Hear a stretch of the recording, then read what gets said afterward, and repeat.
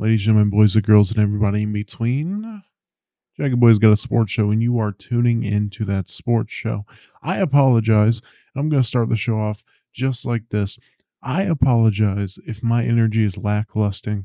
I just went through a headache for the past 45 minutes, and let me tell you about it. So, as y'all know, if you listened to the NBA podcast that came out yesterday, I hadn't recorded the weekend recap because I had a guest lined up for it, my buddy Light Skin Gajin. I apologize if I'm mispronouncing his name. And we get him on the Zoom call, right? Get him on the Zoom call, and my mic doesn't work. Actually, it does work. It's plugged in. I tested it about 5, 6 times. 5, 6 times, all working perfectly. Get in the call. I'm not muted. I go to participants and the mic volume is going up and down, so it reads me talking, but he can't hear me. He can't hear me at all. I closed the app. I reopened the app. I invited him to about 4 different sessions, and then he invited me to his session. Still nothing. So, you know what? We're just going to schedule that for another day. I'm going to see what I can do. I don't even know if I'm going to use Zoom because then I called them.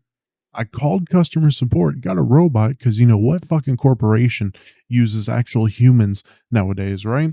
I call them and they're like, all right, give us your host ID and your like personal meeting ID number or whatever. I give them both, type it into my phone, double check it about 4 times. Oh, I'm sorry. We can't, or this voice is good.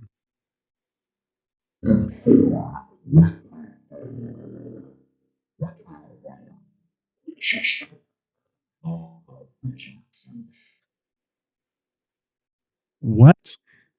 My account doesn't exist? Excuse me? So you know what? Fuck Zoom. If any of you have tips, if any of you have anything that'll solve that issue, I would greatly appreciate it. And if it does get solved, I will still use Zoom. Maybe. Maybe. I got a couple different platforms that I could do the same thing on. So yeah, I'm sorry to start the show off so angry, but that really, really aggravated me. Like I said, Jack Boy's got a sports show, and you were tuning into that sports show. I'm sorry if you heard that. I'm having to use my phone for the notes because, again, I thought I was going to use Zoom, and if I use Zoom, I can't look at my notepad on the computer. We're going to be all right, though. We're going to be all right, though. And we're just going to get through this. We're going to go over the weekend in football, both in the NFL and college football. We got a lot more NFL than we do college. So let's get right into it. Before, though, rate the show, share the show, tell your friends about the show. Email me, old jackyboy1021 at gmail.com for questions, comments, and concerns. Follow me on Twitter, jjester615. Follow the pod's Twitter at Jackie Show so you get notified when the shows go up. And follow me on TikTok where I post daily content, Jackie Boy Sports. Let's get into this past weekend.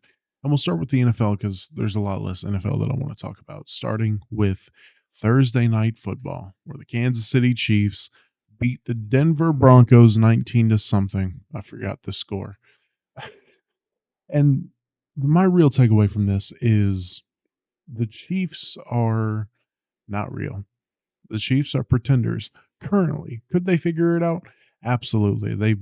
They got doubted when everybody started playing just their safeties deep down the field so Tyreek couldn't run past them, and then they figured it out. They got doubted when they lost Tyreek, and then they won the Super Bowl, and now they're getting doubted because they lost Eric Bieniemy. I'm just I get the doubt though. Denver has an awful defense, and you could only put up 19 points. And I believe it was just one touchdown. And you were 1 for 5 in the red zone. The Chiefs are in trouble. This isn't the beginning of the year anymore. We are now getting into the stages of the middle of the season, and the Chiefs' offense shows no signs of getting better. I'd start worrying. I would start worrying. I still want to talk about the Falcons and the Commanders. Everybody's going to talk about Desmond Ritter, and sure, he had 2 bad interceptions to finish the game. Absolutely, but y'all know I'm not bailing on Desmond Ritter. It's his first full season as a starter. I'm not bailing on Desmond Ritter. I hear a lot of people saying, "Oh, well, like you could get better." Maybe. How do you know? It's his first full season as a starter. I'm gonna stop playing with that so y'all don't hear that anymore. It just whatever. I might just have a small love affair with the Cincinnati team that went to the college football playoffs. Sure. But I don't like bailing on young quarterbacks. I just don't, and I won't ever do it. The one thing that needs to be talked about in terms of this game is the Falcons coaching. The Falcons play calling on the last drive was very suspect, but especially they scored to make the score 16-24 and they go for two. Why? What sense does that make? The commentators were like, "Oh, that's the analytics coming into play." I don't care. What sense does it make to make the score 18-24 right now? Because let's do some math. So let's say you do get it. Now you're down 18-24, right? That's 6 points. Say they kick a field goal. Now you're down 9 points. So there's really no way that that 18 points turns that 27 points into a 7 or 8 point margin at all, right? And let's say you stop them, right? Now it's 24-18, you got the ball. And then you go down and score. And if you go for two, you'll get 26 points. So you don't even go up by a field goal. Again, what sense does it make to go for it on two right there? Oh, the analytics. I don't care. What sense does that make? Why are you doing that? It makes no Please, someone explain it to me. Tweet at me, email me, comment on the TikToks, whatever. I don't get going for it. I don't get going for two in that situation. Because now you made yourself be down by a touchdown and go for two immediately when you didn't have to. It doesn't make any sense to me. It really doesn't. It doesn't make any sense to me. The last thing I want to talk about in this game is Eric Bieniemy and Ron Rivera. When Desmond Ritter threw that last interception to win the game, Ron Rivera was just on the sideline going like this.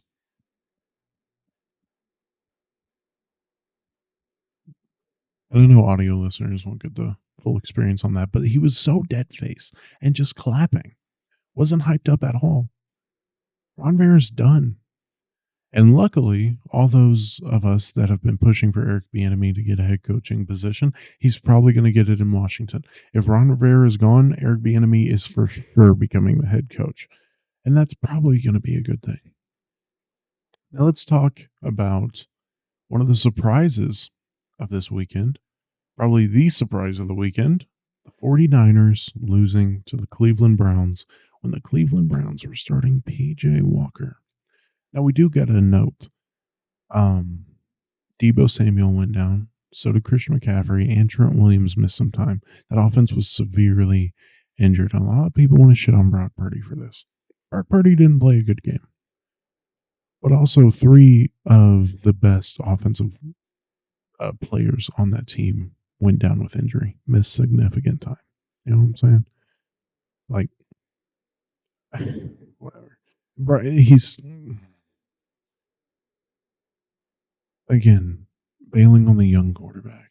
He was going to have a bad game at some point. Every quarterback has bad games, right? Yes, it was a pretty bad game. Objectively, it was a pretty bad game. Just stop. Just stop. Stop. If you're a Rams, Cardinals, or Seahawks fan, I get it. I'll give you a pass. For the rest of the guys, quit. Quit. Brock Purdy's going to be fine. Brock Purdy has shown he can be a good quarterback in this league, and he's on the best built team in the NFL. Period. Now, when it comes to the Cleveland Browns, um, that defense is a Super Bowl defense. Let's get that straight. That defense will win you a Super Bowl if they get competent offensive play and they don't turn the ball over. This Browns team is going to be a very scary team. A very scary team, especially because they like to run it, and they can run it with Kareem Hunt and Jerome Ford, with Nick Chubb being out. But they can also, Amari Cooper is a playmaker. So is DPJ. So is David Njoku. They got weapons. And of course, they got Elijah Moore that'll come in and do some things. They got some weapons that can stretch that field. The Browns can be a dangerous team in the AFC. Now, that is if they survive their division, which this season it has shown that they just can't win games against their divisional opponents. So either they're going to be scary in the AFC or they're going to be cannibalized by their own division. And it's a very weird spot to be in. So let's talk Eagles and Jets next. The Jets beating the Eagles 20-14. And I think this isn't really a shock. The Eagles have not been playing like the Eagles last year. And Jalen Hurts has been pretty underwhelming. He has 7 touchdowns and 7 interceptions, if I remember seeing that correctly. 7 touchdowns and 7 interceptions. It's clear this team runs the ball, and if they can't run the ball, they are going to struggle. They are going to struggle very mightily. And honestly, they're one of the most boring teams to watch in the NFL. I'm just going to say it. I'm just going to say it. Everybody likes Jalen Hurts. A.J. Brown can do a couple things, right? Devonta Smith, best O-line in the league, right? Lost Lane Johnson, hopefully this time for a long time. And let's be honest here. I don't think anybody's being honest. This isn't a Super Bowl team. It just isn't. This isn't the team from last year. I'm not saying last year was a Cinderella run, and I'm not saying the Eagles are going to completely fall off and not make the playoffs or win the NFC East. I'm just saying. Super Bowl, everybody was picking them to go back to the Super Bowl. I don't know. I don't. Like a fully healthy 49ers team, are they beating them? I don't even know if they can beat a fully healthy Cowboys team. Let's be completely honest. Let's move on to Bills Giants. And we're all getting on the train that I've been on for a while. And that is the Bills are not Super Bowl contenders. They have not been in 3 years. They're a good football team. They are not Super Bowl contenders. Now, who do you put the blame on? Maybe Sean McDermott. Josh Allen plays. Josh Allen is very up and down. Josh Allen is very, very up and down. But new coaching staff. This team just needs a new coaching staff, and they need to get younger. That's the thing. That's the thing. If they get younger and they get a good coaching staff, I'll start listening. But this is what happens. The Bills start off hot to begin the season, right? And everybody's like, oh, the Bills are Super Bowl contenders. All their favorites come out of the AFC. And I sat back and I was like, no, I'm not going to believe it. Unless they show that they can play competently, play good throughout the entire regular season, I'm not taking them seriously. And now this is the second performance out of the Buffalo Bills this season where you're like, are we actually here? Are we actually here to win a Super Bowl? They're not going to win the AFC East. I know they beat the Dolphins once. They're not going to beat them again. I don't trust them against the Jets. They're going to kick the shit out of the Patriots, but I don't trust them against the rest of the division. Then again, there is no like real team in the AFC where I'm like, those guys are going to win the Super Bowl.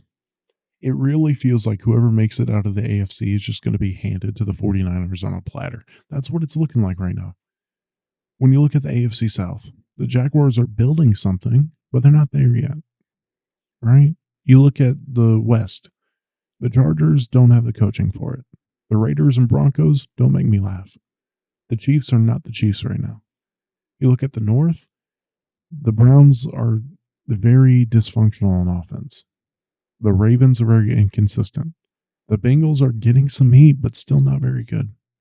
And the Steelers' offense is complete trash. And you look at the East, the Bills are very inconsistent. And like I said, not real contenders, haven't been in 3 years. The Patriots are hot trash. The Jets don't have an offense, don't have a quarterback who can win them a Super Bowl. And the Bills don't have a defense that can win them a Super Bowl. I know they have a great offense, and everybody's saying, oh man, a Dolphins 49ers Super Bowl would go stupid. I don't know about that. They don't have a defense. They haven't, I was about to say okay or average. They don't even have that. It's a below average defense. So when I look around the AFC, There's nobody that's going to compete with the 49ers. There just isn't. There just isn't. So me saying that maybe they make the Super Bowl because I don't really see any other team that's really a serious contender for a Super Bowl. So let's move on to the fun part of the show, the more fun part of the show. And I didn't realize I still had not that much. Let's start with Washington and Oregon. Washington beating Oregon 36-33 after Oregon missed a last second field goal. And I told you all this on the podcast. This is going to come down to situations, right? Situationally, the Washington defense stepped up, right? It was like 4th and 4. Oregon was on the Washington like 45 around that mark, and Washington's defense stepped up, handed the ball back to MPJ, and MPJ drove down the field, gave him the go-ahead touchdown. Now, Oregon did go down the field, get in field goal position, and the kicker missed the field goal. Absolutely. But situationally, the defense stepped up when they needed to. They just did. They just did. And I told y'all that was going to happen. That's why you got to watch the pods. I feel like I'm whispering. I hope this is loud enough for y'all to hear. I hope it's still going. Hold on. Let me check the time. Yeah, it's still going. My phone is blocking it. I'm not used to using my phone as the notes. I'm going to stop talking about that. And Dan Lanning's aggressiveness bit him on the ass. We're proving again and again. It seems like the most aggressive coaches in college football, or the most aggressive coaches in football, Brandon Staley and Dan Lanning. And Brandon Staley's aggressiveness really hasn't bit him on the ass yet, but Dan Lanning's aggressiveness really bit him on the ass, especially leaving 6 points on the board. Now, I'm not one to just take points that you left on the board or take points like in the NBA if a ref calls a foul when it's not really a foul or calls a 3-2 when it should have been a 3. I'm not a fan of just like, putting those points onto the final score and whatever because, you know, momentum and all that. But if you want to do that, Dan Lanning has those 6 points, you know, going for it in the red zone like early in the first quarter and then going for it in the red zone at the end of the second quarter. You put those 6 points on the board, 39-36, babe. You win. You win in your top 5 right now. Now let's talk about Notre Dame and USC. Caleb Williams. Caleb. Generational talent, Caleb Williams. Now, in the podcast, I said this was a bad matchup for USC. I can't take all the credit. I listened to Joel Klatt a lot, and he was talking about how USC is a bad run defense, and that immediately clicked in my head because one of the things Notre Dame does very, very well, Sam Hartman's the big name, but they run the ball very, very well. And not only do they run the ball very well, they run the ball with 3 backs very, very well. And I thought that Notre Dame's defense was going to play good enough to give Notre Dame an extra possession or just play good enough to where all Notre Dame needed to do was control time of possession and they were going to win the game. But what happened? Caleb Williams threw 3 interceptions in the first half. 3 interceptions in the first half. Notre Dame was up 24-6 at halftime. And at halftime, I was like, game's over. USC does not have the defensive capabilities to go down by this much and win. And you know what? They didn't. So I was expecting a Notre Dame win. I was expecting a Notre Dame upset. I was not expecting it to be that bad. And my boy Colton over on TikTok, he's talking about how he worries about Caleb Williams' competition and how that's affecting, he's playing Pac-12 defenses. Well, he just played a great Notre Dame defense. And at least in the first half, it didn't turn out that good. It didn't. I'm not saying he's a bust. I'm just saying. Some other headlines that happened. Colorado losing a 29-point lead to Stanford. Disgusting. They dominated the first half, came out in the second half completely asleep. And everybody who's been shitting on Deion Sanders for the past couple months for no reason, unprovoked, are having a field day with it. Arizona Arizona completely murdered Washington State, 44-6. Oh my lord, 44-6. Arizona's a good football team. Of course, they're not elite. They took USC to overtime, and they took Washington State. They kept it within one possession. Not on Washington State. They kept it within one possession on Washington. Arizona's a good football team. Are they an elite football team? No, but they are a good football team. And lastly, Georgia struggled against Vanderbilt. Georgia only beat Vanderbilt by 17. I'm shocked there's not parades in the streets of Nashville. Vanderbilt is a dog shit football team this season. Y'all know I'm trying to cut back on the cursing. But y'all can all agree with me. Vanderbilt is an awful team this season. And did that move Georgia from the standings at all? Even though that would probably drop Michigan, that would probably drop Ohio State or Florida State. Nope. Nope, not at all. In fact, the top 10 right now, and I got a couple opinions about this. Starting from 1 and going to 10, we have Georgia, Michigan, Ohio State, Florida State, Washington, Oklahoma, Penn State, Texas, Oregon, and North Carolina. Y'all know my issues with Georgia at number 1. I said I was going to get off them if they beat Kentucky, but Kentucky turned out to be an absolute pretender. That's just they got beaten by Missouri. Absolute pretender. Right? Michigan should be over Georgia right now. They just should be. Georgia does not have a better win than Michigan, and Michigan is slaughtering everybody they play. Everybody they play. Everybody. Sure, they struggle in the first half. They still end up winning by 40. Georgia is barely making it past South Carolina, barely making it past Kentucky. And there's one other team. Well, they did not barely make it past Kentucky. Barely making it past Vanderbilt. Right? And there was one other team that I'm forgetting about that they struggled with. Auburn. They barely made it past Auburn. And they're still at number 1. And I still get the excuse, oh, they're back-to-back champions. It's week 8. I'm sorry about that. We are going into week 8 of the college football season. And I ranted about this on TikTok. If you want to have Georgia as the number 1 team based purely off of what they won the championship last season, through the first couple of weeks of the season, have at it. Have at it. Don't care. I somewhat agree, right? But when we are now entering the stages of talking about the Heisman Trophy, of talking about the college football playoffs, of talking about the bowl games of this season, not last season, this season, and the number 1 team in the country, the number 1 team y'all voted to be number 1 in the polls in the country, is only there because they are champions last year? What sense does that make? What sense does that make? Oh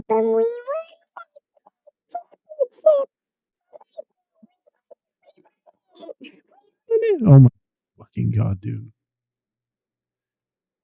That didn't go as smoothly as I wanted. I'm getting better at it, though. And my other little rant about the top 10 before we get out of here. Why is Washington not a top 4 team in college football? Right? The only team they really struggled against was Oregon, a top 10 team. So now they have a top 10 win, which is more and better than any other team in the top 4. Right? They struggled against Arizona. Sure. Florida State struggled against Boston College and Clemson. Both teams are worse than Arizona. Ohio State struggled against Indiana, worse team than Arizona. Georgia struggled against South Carolina, Auburn, and Vandy. All 3 worse teams than Arizona. I'll give you Michigan. Right? I can argue that Washington has a better win, but you can argue for Michigan being above, and I won't go that far. So at the very least, Washington should be the number 2 ranked team in the country. Undeniable. The only argument you have is they struggled against Arizona, and you don't even have like, oh, their defense isn't that great. Their defense is a good defense. I'm trying not to do that. Their defense is a good defense. Their defense is a top 30 defense in college football, and they have a top 3 offense. So what are we talking about? Why is Washington not in the top 4? It's just the bias, brother. The bias. Well, that's it, ladies, gentlemen, boys, girls, and everybody in between. Jackie Boy's got a sports show, and you just tuned into that sports show. I hope you enjoyed. Rate the show. Wherever you're listening, rate the show, share the show, talk about the show with your buddies. You say, hey, sports podcast on the rise, little small sports podcast that I'm enjoying. Jackie's got a sports show. I tune in to the sports show every week. So tomorrow we're going to have a prediction pod, and then I'm going to announce this because I forgot to at the start of the show, and I'm announcing this on each pod this weekend or this week. I'm getting married this weekend, so I'm not going to be able to keep up with a lot of football. Yeah, I'm going to be spending a lot of time with the lady. I'm going to check in, of course. Tennessee's playing Alabama, so I have to check in. And it makes it easier. The Titans are on a bye week, but I'm not going to watch a lot of football. I don't even know if I'll watch football at all this weekend. I'll watch some highlights, keep up with what's going on, so like I know the gist, so I can still put out a pod next week. Or those pods might just be basketball related since basketball is starting next week. Either way, I'm getting married, boys. I'm excited, and I won't be able to keep up with football as much as I usually do this weekend. Like I said, rate and share the podcast. Really trying to grow it. Really trying to get better.